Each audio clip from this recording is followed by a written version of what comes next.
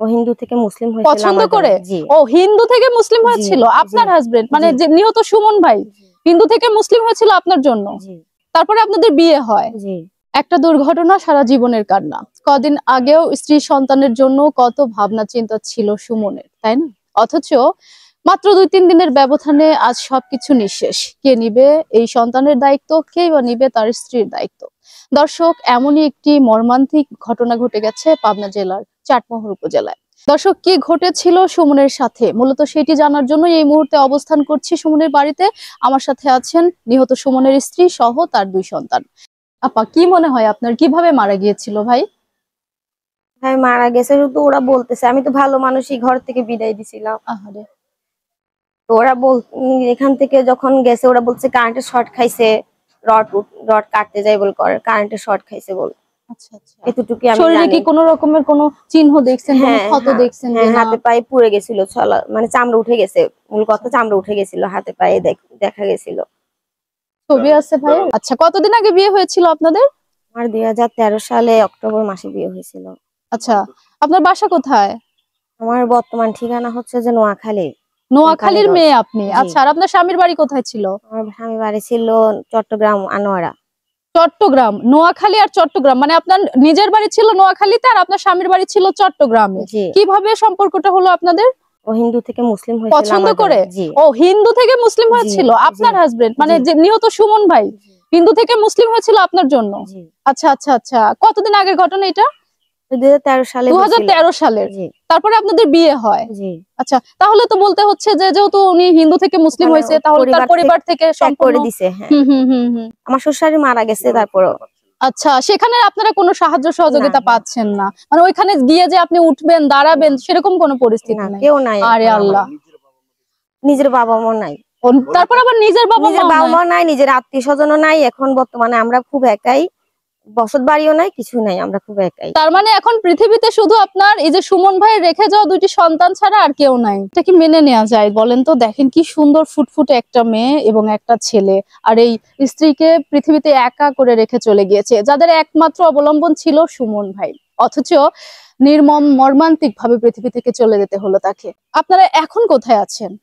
এখনটা পাবনা চাটমোহর মহিলা। আচ্ছা, এটা কি আপনাদের নিজস্ব বাড়ি? না, আমার ভাড়া থাকে। আমাকে এখানে রেখে গেছিল।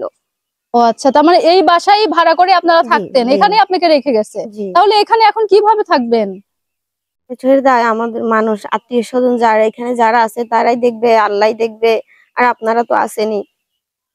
দর্শক, আসলে মানুষ মানুষের জন্যই। আমি বলবো এইখানকার স্থানীয় মানুষগুলো অনেক ভালো এবং অনেক সহৃদয়বান।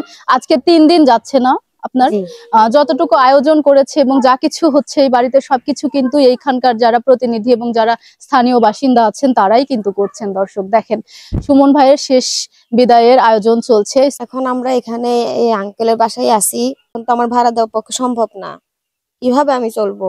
দর্শক, আমি জানার চেষ্টা করছি যিনি এই বাড়ির মালিক অর্থাৎ সুমন ভাই যে বাড়িতে ভাড়া থাকতেন, তাহলে এই যে নিহত সুমন ভাই অনাকাঙ্ক্ষিত একটা দুর্ঘটনায় চলে গেল, তার স্ত্রী সন্তান রয়ে গেছে, তাদের জন্য আপনারা কি কোনো সিদ্ধান্ত নিয়েছেন? হ্যাঁ, আমরা এলাকার লোকজনের সাথে আলোচনা করছি এবং বসছি অনেকবার। আমরা যতটুকু সহযোগিতা দরকার আমরা করতেছি।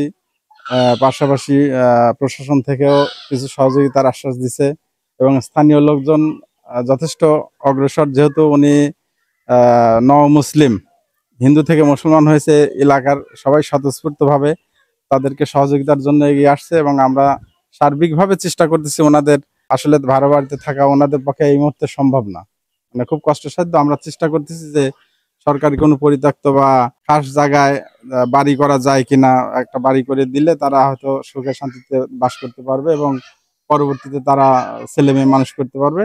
এজন্য আমরা স্থানীয়ভাবে চেষ্টা করছি, তবে খুবই কষ্টসাধ্য। যদি দর্শকদের কাছে অনুরোধ, যদি আমাদেরকে সার্বিক সহযোগিতা করেন এই ছেলে মেয়ের জন্য, তাহলে আমরা খুব তাড়াতাড়ি তাদের একটা পুনর্বাসনের ব্যবস্থা করতে পারবো বলে আশা করি। আসলে আপনাদের উদ্যোগটা অনেক ভালো এবং আমার মনে হয় যে তাদের জন্য এটা এখন বর্তমানে খুবই প্রয়োজন। একটা বাড়ি খুবই দরকার, তাদের নিজস্ব কোনো জায়গা জমি সম্পত্তি কিছু নাই এবং নিহত সুমন এমন কিছু রেখে যায়নি যেটা আঁকড়ে ধরে তার স্ত্রী সন্তান বাদবাকি দিনগুলো চলতে পারবে। সুমনের বাড়িতে তো সে উঠতেই পারবে না, কারণ সে কনভার্টেড মুসলমান ছিল।